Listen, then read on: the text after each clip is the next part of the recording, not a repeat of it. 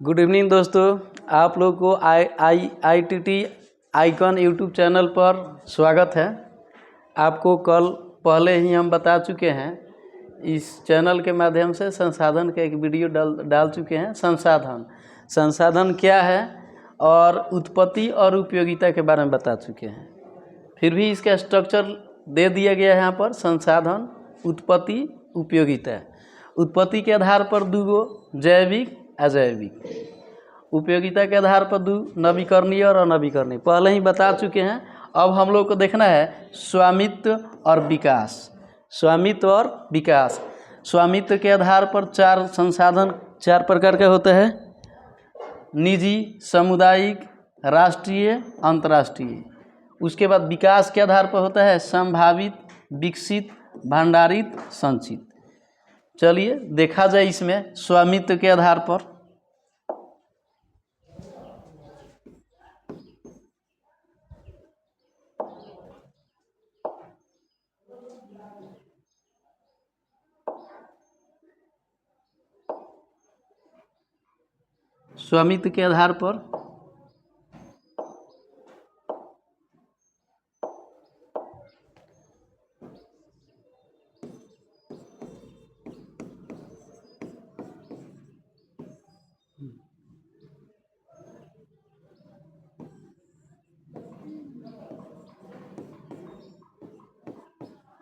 स्वामित्व के आधार पर निजी,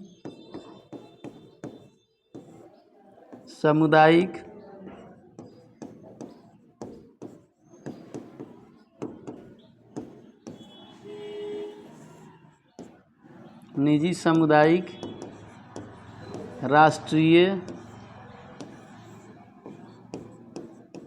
अंतर्राष्ट्रीय।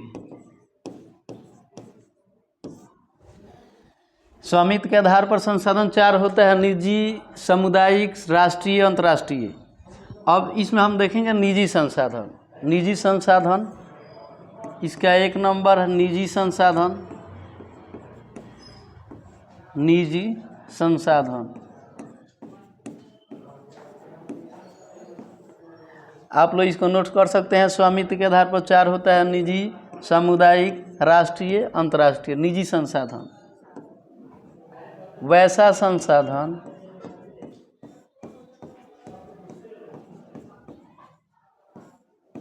जिस पर किसी खास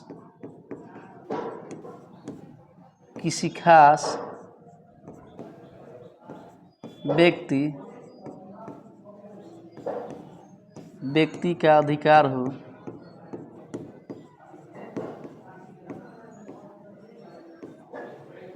किसी खास व्यक्ति का अधिकार हो, किसी खास व्यक्ति का अधिकार हो, उससे निजी संसाधन कहा जाता है।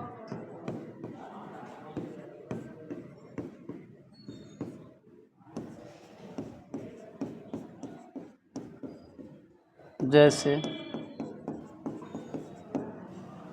जमीन, घर। निजी संसाधन वैसा संसाधन जिस पर किसी खास व्यक्ति का अधिकार हो, उसे निजी संसाधन कहा जाता है। जैसे जमीन, हर व्यक्ति का अपना निजी जमीन होता है, हर व्यक्ति का अपना घर होता है, निजी घर होता है। और इसमें तालाब ही निजी होता है, यानी तालाब ही क्या है तो निजी संसाधन है। तो घर, जमीन, तालाब, ये सब निजी संसाधन का उदाहरण है। उसके बाद है दो नंबर है सामुदायिक संसाधन। दो नंबर सामुदायिक संसाधन। सामुदायिक संसाधन,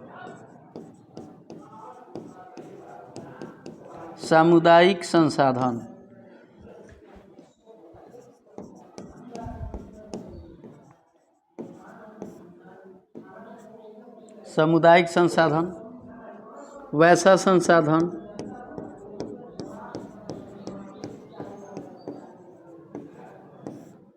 जिस पर किसी खास व्यक्ति का जिस पर पूरे समुदाय जिस पर वैसा संसाधन जिस पर पूरे समुदाय का अधिकार हो, पूरे समुदाय का अधिकार हो, पूरे समुदाय का अधिकार हो,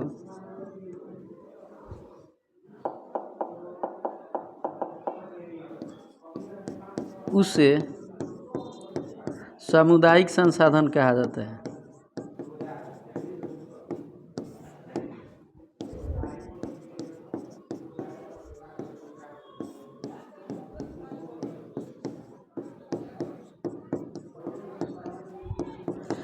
चलिए, सामुदायिक निजी, ध्यान से, सामुदायिक संसाधन वैसा संसाधन जिस पर पूरे समुदाय का अधिकार हो उसे सामुदायिक संसाधन कहा जाता है। उसे सामुदायिक संसाधन कहा जाता है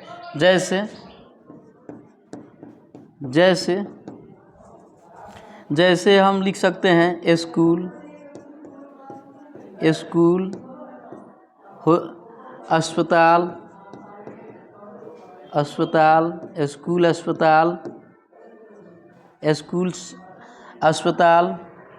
सड़क, ये सब सामुदायिक संसाधन के उदाहरण हैं। सामुदायिक संसाधन, निजी संसाधन। उसके बाद है राष्ट्रीय संसाधन। राष्ट्रीय संसाधन, ये दो आप लोग ऐड कर सकते हैं, नोट कर सकते हैं। उसके बाद है राष्ट्रीय संसाधन।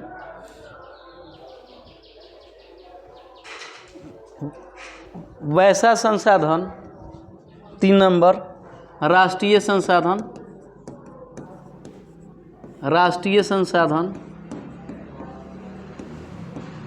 वैसा संसाधन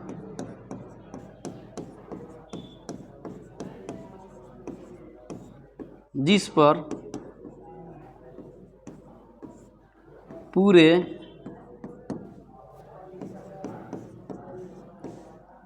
राष्ट्र का अधिकार हो और वह राष्ट्रीय सीमा के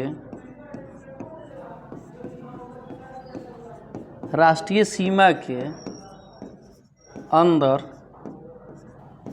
स्थित हो, उसे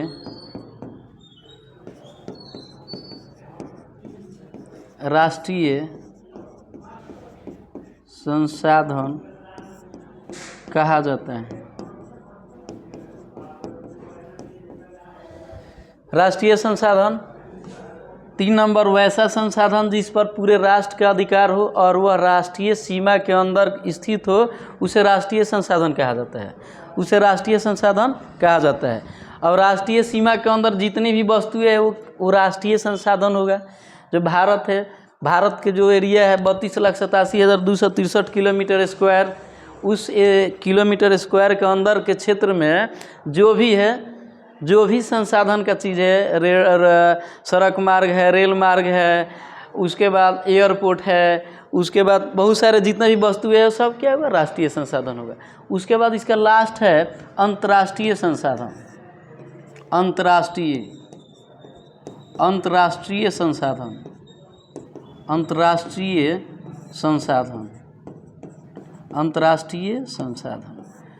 लास्ट है इसका, राष्ट्रीय संसाधन। उसके बाद आप लोग लिखिए अंतर्राष्ट्रीय संसाधन। अंतर्राष्ट्रीय संसाधन किसी भी देश के तट रेखा के 200 किलोमीटर के अंदर के, 200 किलोमीटर के बाहर के क्षेत्र, किसी भी राष्ट्र के तट रेखा से, किसी भी राष्ट्र के तट रेखा से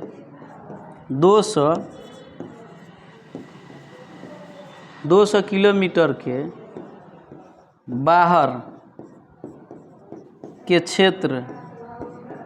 के क्षेत्र में उपलब्ध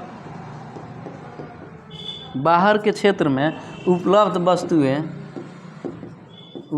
वस्तुएं या जीव जंतु अंतर्राष्ट्रीय संसाधन के अंतर्गत आते हैं।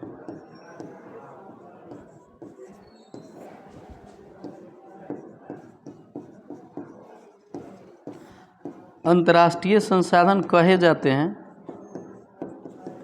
चलिए ध्यान दीजिए, अंतर्राष्ट्रीय संसाधन किसी भी राष्ट्र के तट रेखा से 200 किलोमीटर के बाहर के क्षेत्र में उपलब्ध वस्तुएं या जीव जंतु अंतर्राष्ट्रीय संसाधन कहे जाते हैं। अब उसके बाहर में कुछ भी हो, पहाड़ हो, पठार हो, कोयला का भंडार हो, कोई भी घूमने वाला जगह हो, वो सब क्या होगा, अंतर्राष्ट्रीय संसाधन के अंतर्गत है। अब यहाँ पर देखिए स्वामित्व, तो स्वामित्व के आधार पर संसाधन का 4 प्रकार है। पहला निजी, दूसरा सामुदायिक, तीसरा राष्ट्रीय, चौथा अंतर्राष्ट्रीय। यहाँ पर निजी का डिफिनीशन, सामुदायिक, राष्ट्रीय, अंतर्राष्ट्रीय 4 गो है। ये चारों है क्या, तो स्वामित्व के आधार पर। अब बता चुके हैं, यहाँ पर आप लोग इसको नोट कर सकते हैं। और हमारा ITT आइकन यूट्यूब चैनल के साथ साथ हम लोगों का टेलीग्राम चैनल भी है, उससे भी जुड़ सकते हैं आप। और ये जो भी है PDF के रूप में आप लोग प्राप्त कर सकते हैं। निजी संसाधन वैसा संसाधन जिस पर किसी खास व्यक्ति का अधिकार हो, उसे निजी संसाधन कहा जाता है। उसके बाद जैसे ज़मीन, घर, तालाब, हर किसी का अपना ज़मीन होता है, हर किसी का अपना घर होता है, हर किसी का अपना तालाब होता है। और देखिए एक चीज़ इसमें है, तालाब निजी में भी आता है और सामुदायिक में भी आता है। यहाँ पर फैक्ट वाला एक उदाहरण है इसमें, तालाब, तो तालाब निजी में भी आता है और सामुदायिक में भी आता है। इसलिए तालाब जो है, तालाब एक कृत्रिम होता है और एक प्राकृतिक भी होता है, और ये दोनों में आता है। किसी का निजी व्यक्ति का अधिकार होता है और किसी पर पूरे समुदाय का अधिकार होता है। अब देखिए निजी समझ ही रहे हैं, निजी हो, सामुदायिक का मतलब पूरे समुदाय, पूरे समाज का अधिकार हो। जैसे संसाधन में जैसे स्कूल हो गया, अस्पताल, सड़क, तालाब, ये सब हैं जो सामुदायिक संसाधन है। राष्ट्रीय में है जो वैसा संसाधन जिस पर पूरे राष्ट्र का अधिकार हो और वह राष्ट्रीय सीमा के अंदर स्थित हो। तो राष्ट्रीय सीमा के अंदर हम लोग, हमारे राज्य में जिला, प्रखंड मुख्यालय, अनुमंडल, प्रमंडल, ये सब आता है, जिसमें जितनी भी सुविधाएं हैं वो सब राष्ट्रीय संसाधन के अंतर्गत आता है। उसके बाद अंतर्राष्ट्रीय संसाधन किसी भी राष्ट्र के तट रेखा यानी जो लास्ट सीमा हो, वहाँ से 200 किलोमीटर के बाहर के क्षेत्र में उपलब्ध वस्तु और जीव जंतु को अंतर्राष्ट्रीय संसाधन कहा जाता है। चलिए, स्वामित्व के आधार पर 4 गो है। इसके बाद है विकास के आधार पर। तो विकास के आधार पर भी 4 गो रूप है संसाधन का। विकास के आधार पर भी 4 गो है। विकास के आधार पर भी 4 गो है।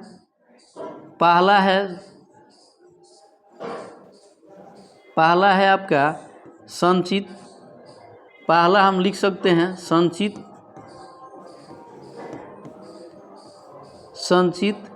भंडारित, विकसित, संचित, भंडारित,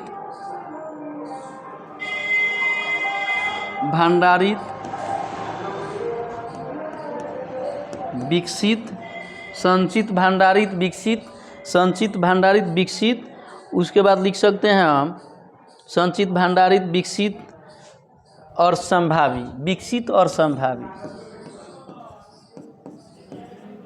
चलिए, अब इसको बारी बारी से देखा जाए तो यहाँ पर 1 नंबर हम जो डाले हैं संचित डाले हैं। संचित संसाधन, संचित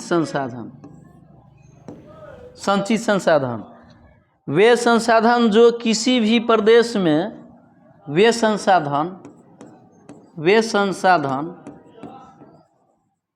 जो किसी भी किसी भी प्रदेश में, किसी भी प्रदेश में या राज्य में, किसी भी प्रदेश में या राज्य में, दिखाई नहीं दे रहा है, देख लीजिए अच्छा से इसको।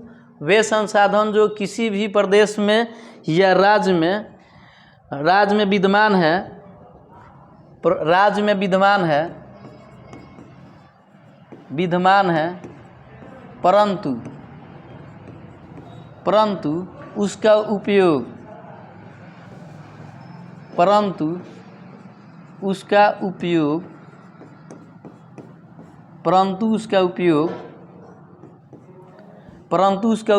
वर्तमान में, परंतु उसका उपयोग नहीं किया गया हो,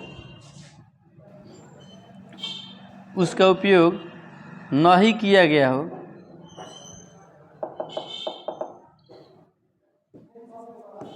नहीं किया गया हो,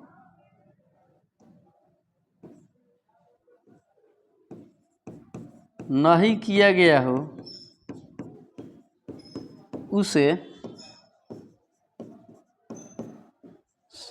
उसे संचित संसाधन कहा जाता है। उसे, एक मिनट, संचित संसाधन,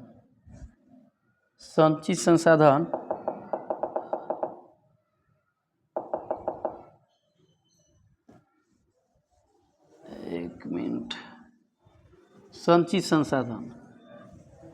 संसाधन वे संसाधन जिन्हें अभी तक तकनीक ज्ञान के उपयोग से, वे संसाधन जिसे अभी तक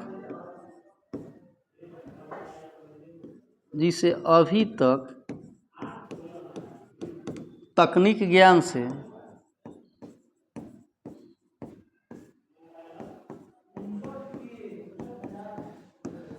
अभी तक तकनीक ज्ञान से, वे संसाधन जिसे अभी तक तकनीक ज्ञान से उपयोग में, प्रयोग में लाया जा रहा है, उपयोग में लाया जा रहा है, उसे संचित संसाधन कहा जाता है।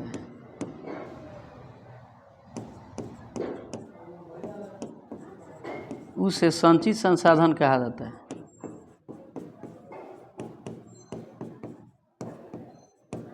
उसे संचित, ठीक है, वहाँ पर देखिए संचित संसाधन वैसा संसाधन जिसे अभी तक तकनीक ज्ञान से उपयोग में लाया जा रहा है, उसे संचित संसाधन कहा जाता है। चलिए, संचित के बाद है 2 नंबर, संचित के बाद है 2 नंबर भंडारित संसाधन। भंडारित संसाधन, भंडारित संसाधन, भंडारित संसाधन, भंडारित संसाधन। भंडारित संसाधन में देखिए, भंडारित संसाधन में पर्यावरण में उपलब्ध, पर्यावरण में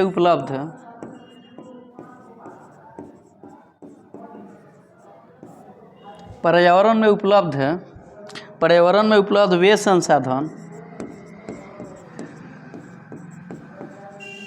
पर्यावरण में उपलब्ध वे संसाधन जो अभी प्रौद्योगिकी के अभाव में, जो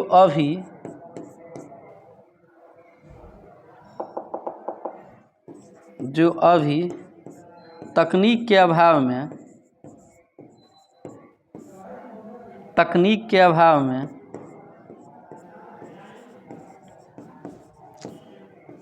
उपयोग में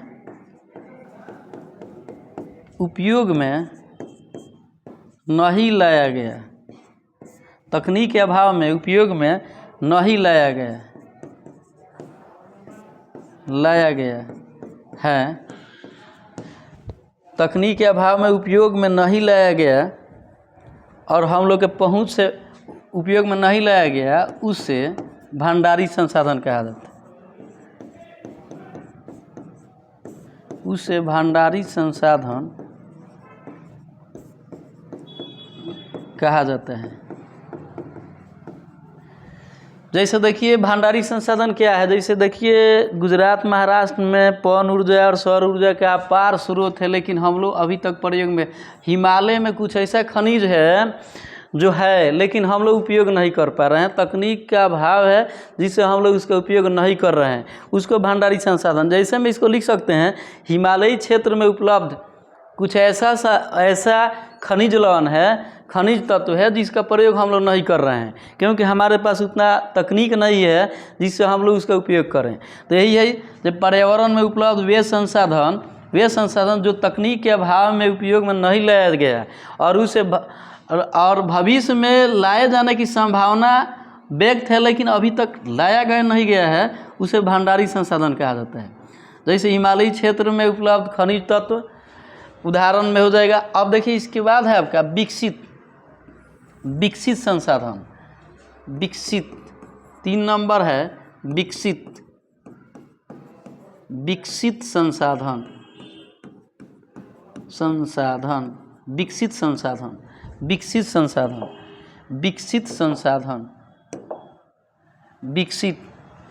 विकसित संसाधन भंडारित, संचित, विकसित, संभावित। तो विकसित संसाधन क्या है देखा जाए,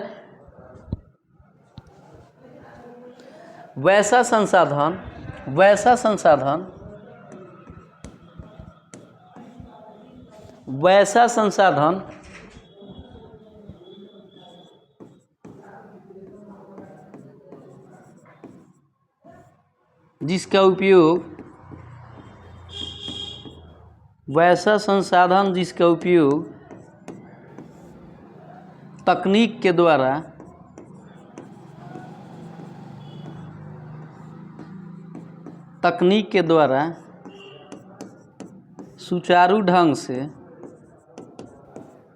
तकनीक के द्वारा सुचारू ढंग से हो रहा है, उसे विकसित संसाधन कहा जाता है।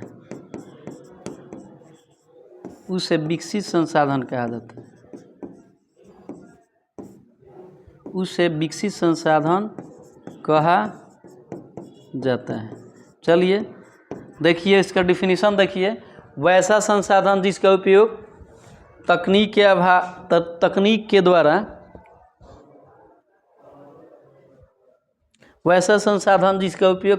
के द्वारा सुचारू ढंग से हो रहा है, उसे विकसित संसाधन कहा जाता है।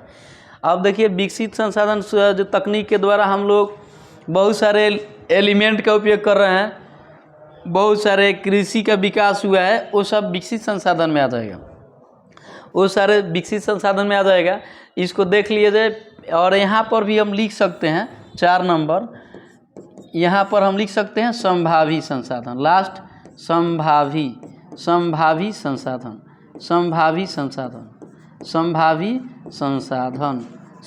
संसाधन, इसको नोट कर लीजिए।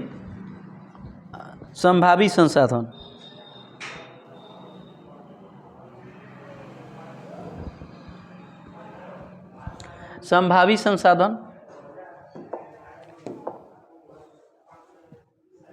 वैसा संसाधन जो किसी प्रदेश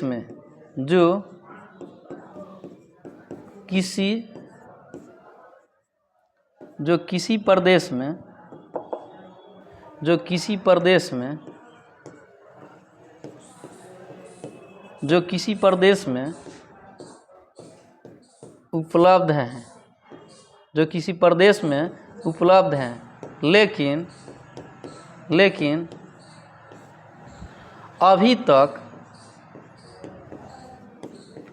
अभी तक जो किसी प्रदेश में उपलब्ध हैं लेकिन अभी तक उसका उपयोग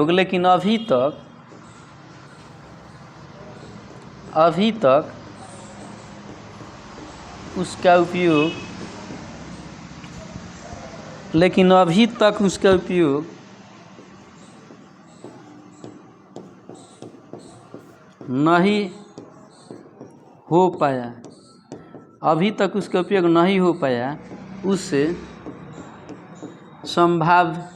संभावी संसाधन कहा जाता है।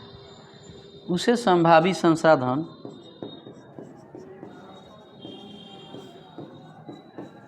कहा जाता है।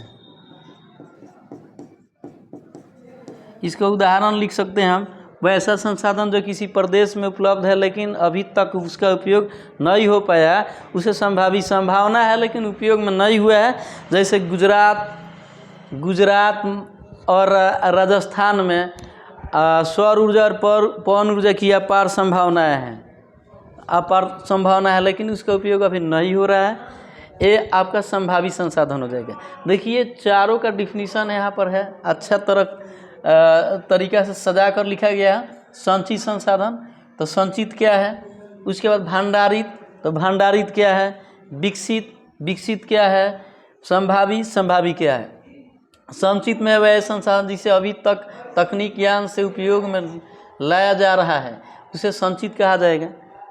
अब देखिए उसके बाद भंडारित है, पर्यावरण में उपलब्ध वे संसाधन जो तकनीक के अभाव में उपयोग नहीं लाया गया है, जो उसे भंडारित कहते हैं। जैसे हिमालयी क्षेत्र में बहुत सारे खनिज तत्व है जिसको भंडारित तो है, लेकिन हम लोग तकनीक के अभाव में उसका प्रयोग नहीं कर रहे हैं। उसके बाद विकसित है, वैसा संसाधन जिसका उपयोग तकनीक के द्वारा सुचारू ढंग से हो रहा है, उसे विकसित कहेंगे। तो जाहिर सा बात है, जो अगर हमारे पास टेक्नोलॉजी है तो हम किसी भी वस्तु का उपयोग कर सकते हैं उस टेक्नोलॉजी के द्वारा। उसके बाद है संभावी संसाधन, वैसा संसाधन जो किसी प्रदेश में उपलब्ध है लेकिन अभी तक उसका उपयोग नहीं हो पाया, उसे संभावी। तो संभावनाएं क्या है, तो सौर ऊर्जा और पवन ऊर्जा राजस्थान और गुजरात में अपार सौर ऊर्जा पवन ऊर्जा की संभावनाएं हैं, लेकिन उसका उपयोग अभी नहीं हो रहा है। या यही है विकास के आधार पर। तो विकास के आधार पर संसाधन 4 प्रकार के होते हैं, संचित, भंडारित, विकसित, संभावी। अब इसके बाद देखा जाए, इसमें पेज में देखा जाए तो प्रथम बार हम शुरू किए संसाधन की उत्पत्ति, उपयोगिता, स्वामित्व और विकास।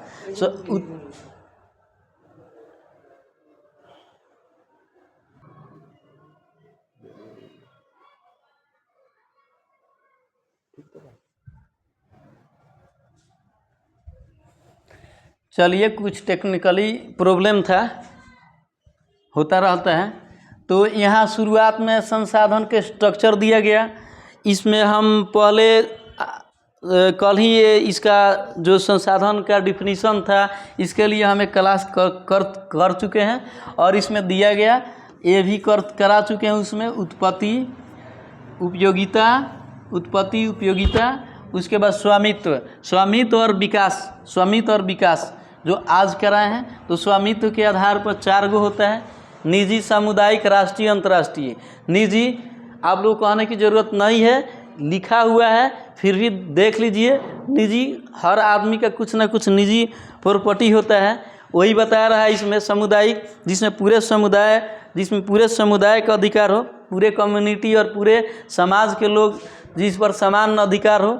सामुदायिक, राष्ट्रीय, जो राष्ट्र के अंदर हो और राष्ट्रीय सीमा के अंदर हो, और जितना भी है सब राष्ट्रीय है। अंतर्राष्ट्रीय 200 किलोमीटर के बाहर के जो क्षेत्र होता है, तटीय रेखा से 200 किलोमीटर के बाहर के क्षेत्र जो होता है, उसे क्या कहा जाता है, तो अंतर्राष्ट्रीय संसाधन कहा जाता है।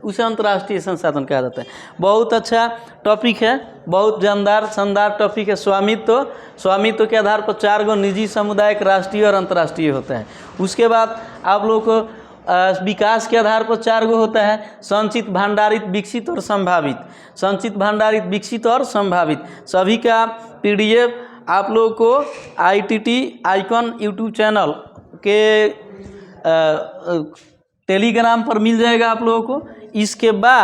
इसके बाद हम लोग देखेंगे कुछ इसका फैक्ट चीज़, जो इस समय क्या हुआ था।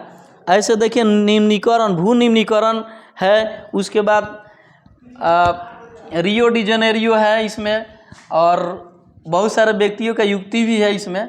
और इसमें संसाधन पर एक व्यक्ति का बहुत अच्छा युक्ति है, संसाधन होते नहीं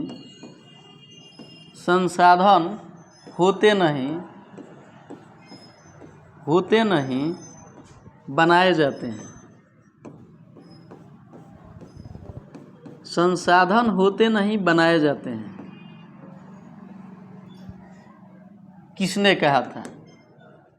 संसाधन होते नहीं बनाए जाते हैं, किसने कहा था? तो ये बोलने वाला व्यक्ति था जिमरमैन। जिमरमैन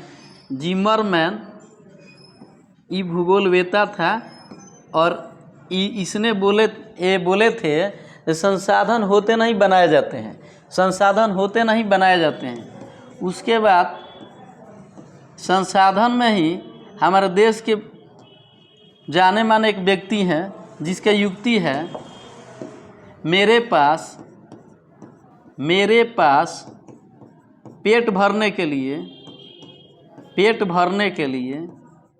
मेरे पास पेट भरने के लिए बहुत कुछ है, लेकिन मेरे पास पेट भरने के लिए बहुत कुछ है, लेकिन पेटी भरने के लिए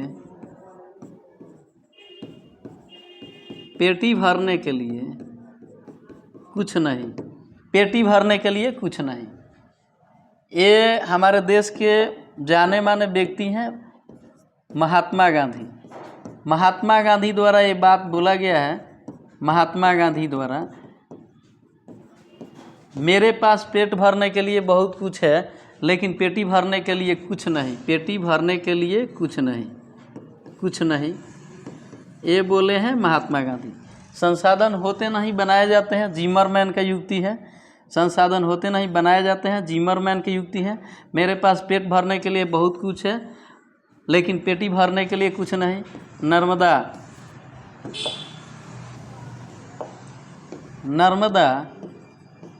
बचाओ।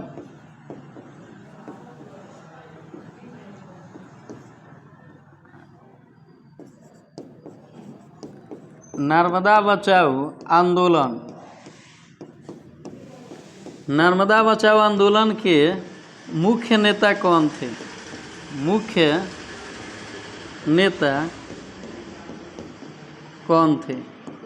नर्मदा बचाओ आंदोलन के मुख्य नेता कौन थे?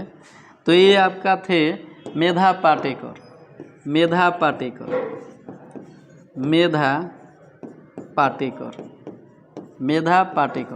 नर्मदा बचाओ आंदोलन के मुख्य नेता मेधा पाटेकर थे और इसने नर्मदा नदी पर परियोजना के विरोध में ये आंदोलन किए थे।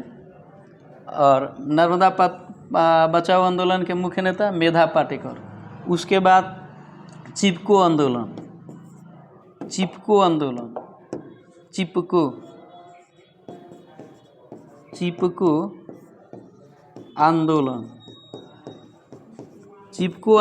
के प्रमुख, चिपको आंदोलन के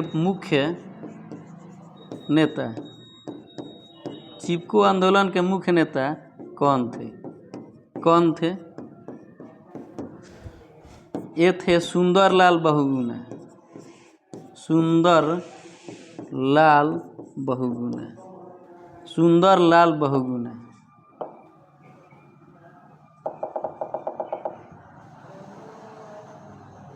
सुंदरलाल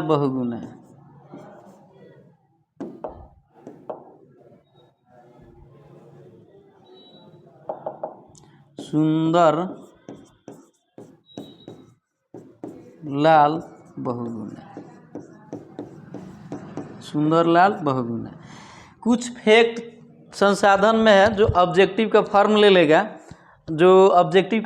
लेगा। संसाधन होते नहीं बनाए जाते हैं, जिमरमैन। मेरे पास पेट भरने के लिए बहुत कुछ है, लेकिन पेटी भरने के लिए महात्मा गांधी। नर्मदा बचाओ आंदोलन का मुख्य नेता था मेधा पाटेकर। चिपको आंदोलन का मुख्य नेता कौन था? सुंदरलाल बहुगुणा। ये जो है कुछ की पॉइंट है इस चैप्टर का, जो अगर इसमें मेन टॉपिक के साथ साथ इसको बताया जाए तो अच्छा रहेगा। चलिए पेज को ऐड किया जाए, आगे देखा जाए। तो इसके बाद कुछ सम्मेलन हुआ था। इसके बाद कुछ सम्मेलन हुआ था, जैसे पहला सम्मेलन है रियो डी जेनेरियो सम्मेलन, रियो डी जेनेरियो सम्मेलन, रियो डी जेनेरियो सम्मेलन, रियो डी जेनेरियो सम्मेलन। और इसी सम्मेलन का नाम है एजेंडा 1।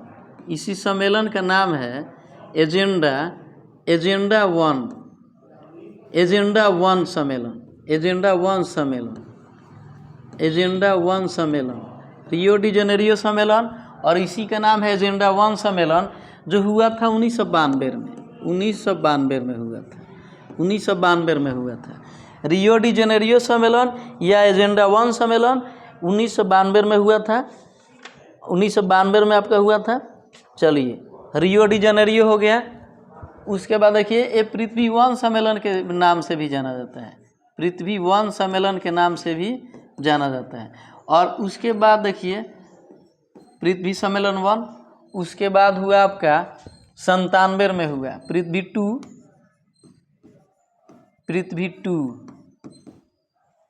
उसके बाद पृथ्वी 3, उसके बाद हुआ पृथ्वी 3। तो एक हुआ है 97 में, 1997 में हुआ है, 1997 में हुआ है। और एक हुआ है 2002 में हुआ है, 2002 में हुआ है। तो ये हुआ है न्यूयॉर्क में। एक मिनट, ये हुआ है आपका न्यूयॉर्क। और ये हुआ है जोहान्सबर्ग, दक्षिण अफ्रीका, ये अमेरिका के राज्य है। और इसको पृथ्वी सम्मेलन 1, 2, 3 के नाम से जाना जाता है। और ये जो हुआ था ग्लोबल वार्मिंग को बढ़ने से रोकने के लिए, ग्लोबल वार्मिंग में जैसे SF6 हो गया, सल्फर हेक्साक्लोराइड हो गया, मीथेन हो गया, कार्बन डाइऑक्साइड हो गया, S2 हो गया, ये सब के उत्सर्जन यानी ये जहरीली गैस के उत्सर्जन को रोकने के लिए सम्मेलन हुआ। रियो डी जेनेरियो एजेंडा 1, इसी का नाम है 1992 में पृथ्वी 2, 1997 में न्यूयॉर्क, 2002 में जोहान्सबर्ग में हुआ, पृथ्वी 3 भी कहा जाएगा। तो जो भी टॉपिक था अच्छा था, बहुत अच्छा था, जानदार और शानदार था। और इसके बाद हम देखेंगे नेक्स्ट क्लास में लाएंगे, जो भी इसमें अच्छा जो कंटेंट है उसको लेकर आएंगे। तब तक के लिए जय हिंद, जय भारत।